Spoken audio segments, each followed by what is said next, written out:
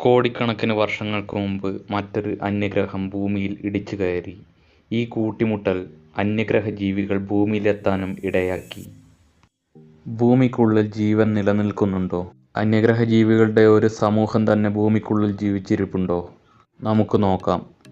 4.5 billion വർഷങ്ങൾക്ക് മുമ്പ് ചൊവ്വയുടെ വലിപ്പമുള്ള ഒരു പ്രോട്ടോ പ്ലാനറ്റായ തിയ നമ്മുടെ ഭൂമിയെ ഇടിച്ചു.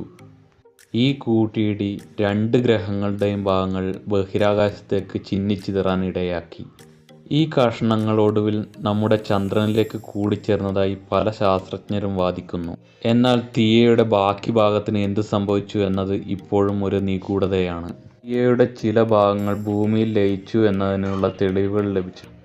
അതോടൊപ്പം ചില അന്യഗ്രഹ ജീവികൾ ഭൂമിയിൽ ജീവിക്കുന്നുവെന്ന് പല സിദ്ധാന്തങ്ങളും പറയുന്നു. ഭൂമിക്ക് 4 പാളികളാണുള്ളത്: ഭൂവൽക്കം, മാന്റിൽ, പുറക്കാമ്പ്, അകക്കാമ്പ്. അതായത് crust, mantle, outer core, inner core. ഭൂവൽക്കം അഥവാ ക്രസ്റ്റിന് താഴോട്ടുള്ള ഒരു പര്യവേഷണവും ഇതുവരെ വിജയിച്ചിട്ടില്ല.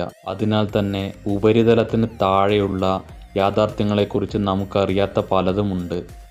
ഇത് ഹോളോ എർത്ത് തിയറി പോലെയുള്ള കൗതുകകരമായ ഊഹാപോഹങ്ങൾക്ക് പ്രചോദനമാകുന്നു. ഇത് പ്രകാരം ജീവൻ സാധ്യമായ അന്തരീക്ഷമുള്ള ഭാഗങ്ങൾ ഭൂമിക്കുള്ളിൽ സാധ്യമാണെന്ന് വിശ്വസിക്കപ്പെടുന്നു. 17-ാം നൂറ്റാണ്ടിൽ ഹാലിയുടെ ധൂമകേതു കണ്ടെത്തിയ ശാസ്ത്രജ്ഞനായ എഡ്മണ്ട് ഹാലി ഈ സിദ്ധാന്തത്തെ പിന്തുണച്ചു. മറ്റ് പല ശാസ്ത്രജ്ഞരും പലതും ഇതിനോട് കൂട്ടിച്ചേർത്തു. ഭൂമിയുടെ മധ്യത്തിൽ മറ്റൊരു സൂര്യനുണ്ടാകാമെന്നും സസ്യങ്ങളും മൃഗങ്ങളും ഉണ്ടാകാമെന്നും ചിലർ പറയുന്നു. മനുഷ്യർ മാത്രമല്ല, അതിമാനുഷരുടെ ഒരു വംശവും. ഭൂമിക്കുള്ളിൽ അന്യഗ്രഹ ജീവികൾ ഉണ്ടായേക്കാം. എന്തായിരിക്കും അവരുടെ ജീവാവസ്ഥ? നമ്മുടെ ഗ്രഹത്തിൻ്റെ ഉൾഭാഗം മനോഹരമായ ഒരു പറുദീസയായിരിക്കുമോ? അതോ ചൂടുള്ള നരകതുല്യമായ ഒരവസ്ഥയായിരിക്കുമോ? ഭൂമിക്കുള്ളിൽ ജീവൻ ഉണ്ടെങ്കിൽ അവർ ഈ അവസ്ഥയുമായി യോജിച്ച് ജീവിക്കുന്നവരായിരിക്കും.